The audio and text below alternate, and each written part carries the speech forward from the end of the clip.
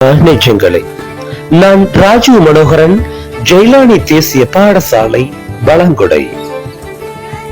இன்றும் வரலாறு பாடம் தொடர்பான ஒரு காணொலியோடு இணைந்திருக்கின்றோம்.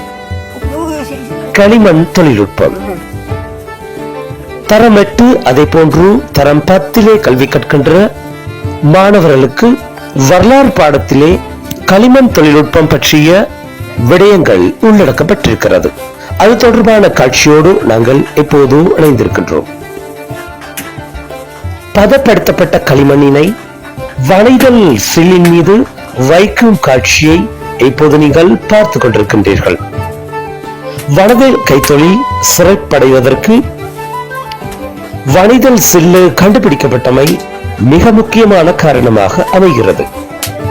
நீங்கள் பார்க்கலாம், அங்கே சுத்திக் கொண்டிருப்பது வளைதல் சில்லு. இவ்வாறு வளைதல் சில்லினை வேகமாக சுற்றி அதன் மீது பதப்படுத்தப்பட்ட களிமண்ணினை வைத்து உருவம் வடிக்கும் காட்சியே இது. இது வளைதல் கைத்தொழிலுடைய தொழில்நுட்பமாக காணப்படுகிறது. புராதன காலத்தில் செய்யும் தொழிலை அடிப்படையாக கொண்டு பல்வேறு கொடியேற்றங்கள் உருவாகியுள்ளன.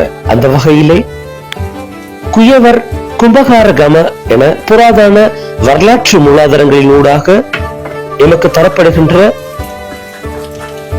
கிராமமாக குயவர்கள் வாழும் கிராமங்கள் காணப்பட்டுள்ளன. அவர்களுடைய பிரதான தொழிலாக வளைதல் கைத்தொழில் காணப்பட்டுள்ளது. அந்த வகையிலே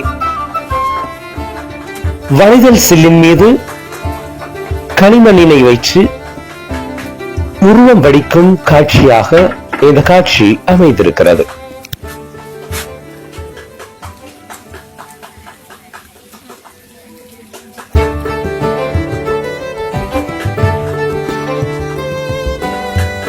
நவீன மனிதன் புராதன காலத்திலிருந்தே கற்றுக்கொண்ட கைத்தொழில்களில் களிமண் கைத்தொழில் மிகவும் முக்கியத்துவம் வகிக்கிறது.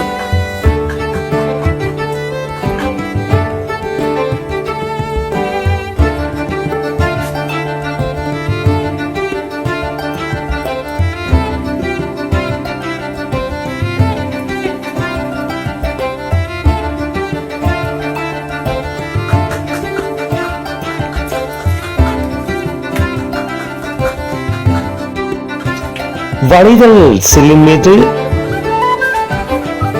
வைக்கப்பட்டு உருவம் வடிக்கப்பட்டதன் பின்னர் அங்கே உலர வைக்கப்படுகிறது.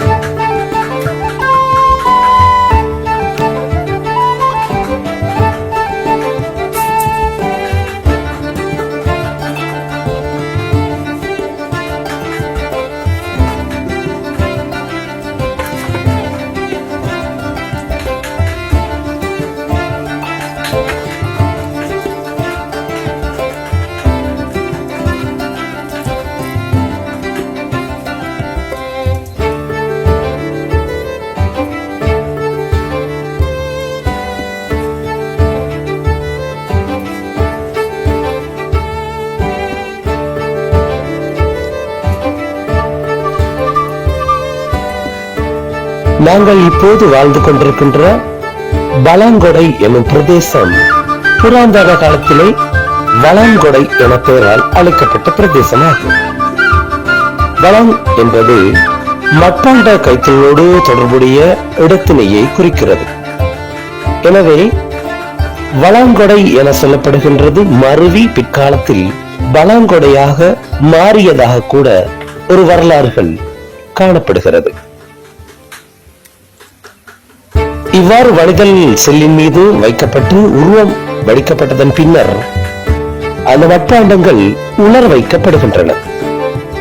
அதன் பின்னர் அவை வெப்பமேற்றப்படுகிறது. வெப்பமேற்றும் போது வெளிப்புறம் செந்நிறமாக மாறுகிறது. மட்பாண்டத்தினுடைய உட்பகுதியை வேக வைப்பதற்காக உமி இடப்பட்டு அங்கே வேக வைக்கப்படுகிறது. இதனூடாக உட்புறம் கரும் நிறமாக காணப்படுகிறது. அதன் பின்னர் நிறம் பூசப்பட்டு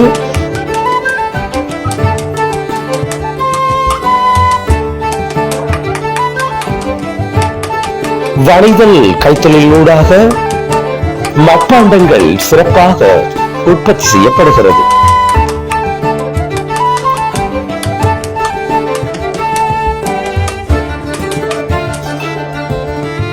நீங்கள் பார்க்கக்கூடியதாக இருக்கும் மட்பாண்ட கைத்தொழில் புராதன காலத்தில் எவ்வாறு இடம்பெற்றது என்பதனை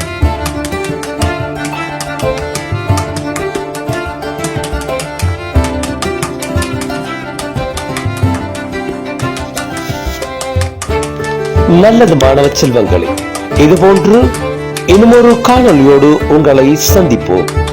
நான் ராஜு மனோகரன், ஜெயலானி தேசிய பாடசாலை, பலாங்கொடை.